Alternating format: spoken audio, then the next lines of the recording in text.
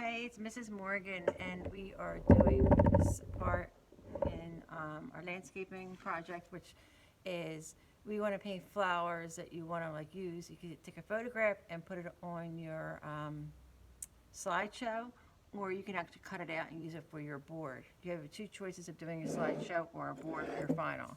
But I just want you to know like flowers and the names of flowers, because that's just as important too when you are a landscape designer, is knowing materials, knowing, you know, making your idea come alive to the client, which in this case is kind of like, you know, your house, whatever, because it's your garden that you're actually redoing over again. All right, so I got some watercolors. I got a pencil. I'm not even going to use my pencil. I like just going right for it with the watercolors.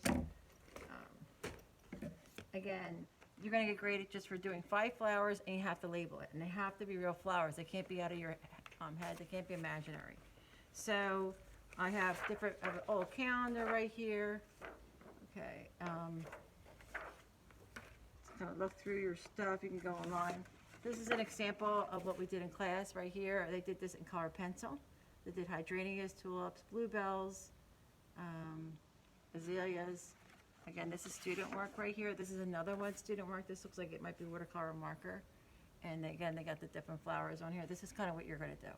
So it'd be color pencil, it could be marker, it could be watercolor, and you're going to do at least 5 flowers. If you do more, that's fine. They end up adding a little bit of collage in there, but that's, again, 5 flowers is what they had to do, and that's what you have to do. At the end, if you like to use it for your final project, to make your final project come to life, that's fine. Okay, and let me find more here. Okay, so I'm just looking right here is clematis. Hopefully I'm saying it correctly. That's a picture of that one. And this one, I definitely want this for my garden. I had my garden at home, so I'm doing the same assignment as you. All right, so that's there. And this is another one. This is a rose. That's student work. Okay, so I'm going to be painting this. And they do come in different colors, so you know, and they're vine and they grow all over. So in my garden space, I do want to add that. So you really want to look at it and you want to break things up into shape. That's the best thing to do, is break things up. Now I could start off with a little bit of blue and add the purple later. Again, I'm just gonna paint along, and then you can kind of paint along with me if that works out good. Okay. Again, you don't have to do exactly what I'm doing. If you like, a lot of the kids, they said they liked the videos of just painting along with me, so I'm trying to do that more often. If you kind of let me know what type of things you like, I'll kind of work it into the lesson plans for you. And I'm going around. It kind of looks like a sun. I'm just going around. Again, there's probably like 1,000 different ways of approaching it, but the biggest thing is don't be afraid. And it really is just practice. Even if I just did the same flower on this whole sheet, it's fine. But you have to do 5 different flowers. All right. Now, say you are doing mostly plants and bushes, you're not doing flowers in your final. That's fine if you don't want to do it for your final. But you still have to do this project, and if you happen to use it for your final landscaping project, it's okay. But you have to, everybody has to do 5 flowers, and you have to know the name of the flowers. Okay.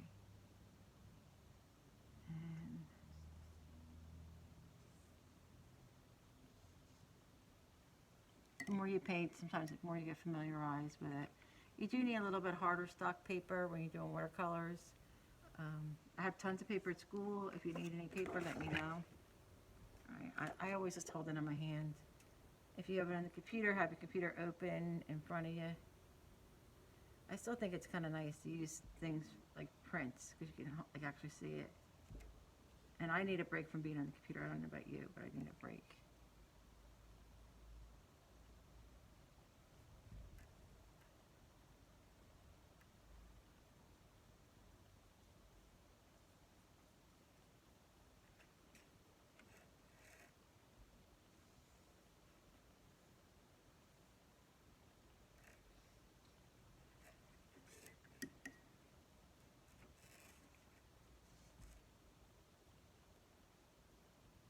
Again, if you're the type of person that needs to draw first before you paint, just draw first before you paint.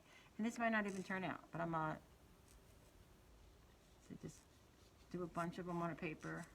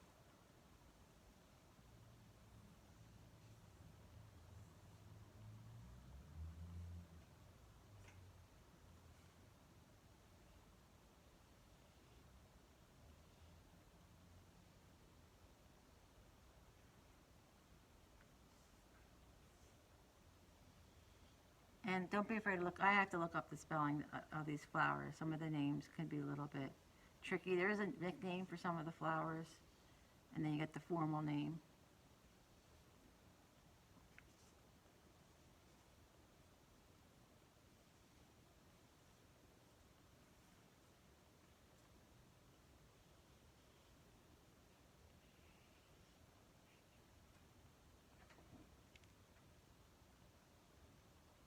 Use your brush as a tool. Right now, I'm just dabbing my brush.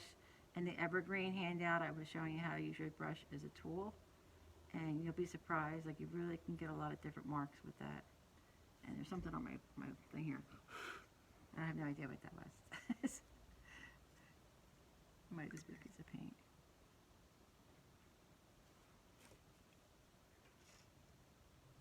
The more you paint, the better you get at it. It's just practice. It takes practice. As I said before, I love, love, love watercolors.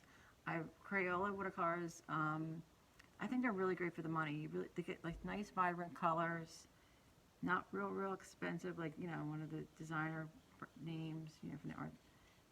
You can find them anywhere. I use them for traveling all the time. Like when I go away, I bring my Crayola watercolors.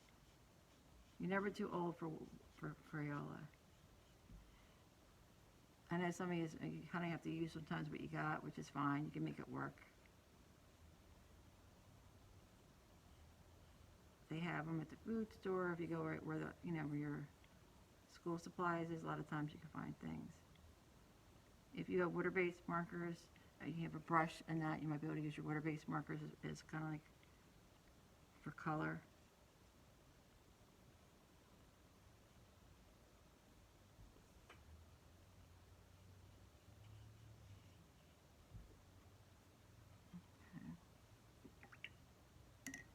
It's good to have different size brushes.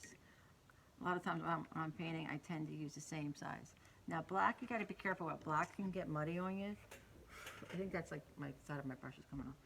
So just be very careful using black. I love it because it makes the color pop, but just be aware that it can make your color muddy if you use too much of it, not in the right way.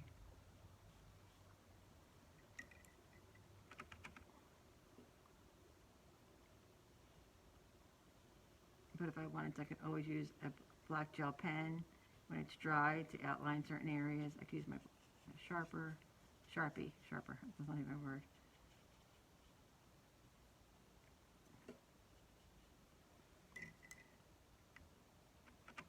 I'm mixing right now a little bit of blue and black. If you don't like this look, then don't do this. If you do, it kind of works for you. But it really helps having the picture in front of you and just kind of taking your time. So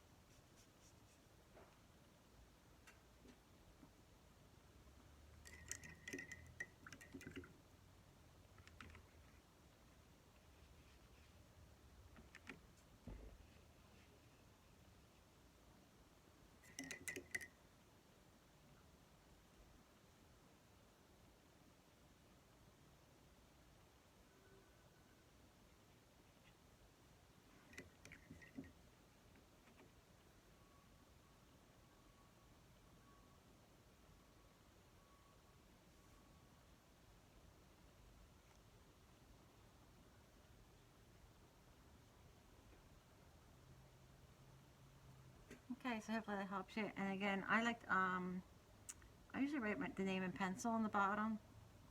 So you can just kind of like write the name of the flower and then a little bit of information about the flower if you wanted to do that. But just find a picture and then keep on painting. You have to do 5 flowers and you have to write down what the flower is called on the paper. It could be small in pencil, I'm alright with that. And you could just do a bunch of them on one paper. You can do them on separate papers. That doesn't matter. Down the line, if you want to take photographs of them and use them for your final landscaping project, that's fine too. So I'm trying to get you where you learn different skills and you can apply them for, you know, for your the landscaping unit for the final assessment. And that is it for the flower project, and that's the clematis. Hopefully I'm saying that right. And here goes the flower. That's just an old calendar right here. And on this side, this is called, if you like this plant, this is called a bleeding heart. And they like shade. So that's also really pretty. It looks like a heart. And then that dip right there. Okay, I'll see you in class.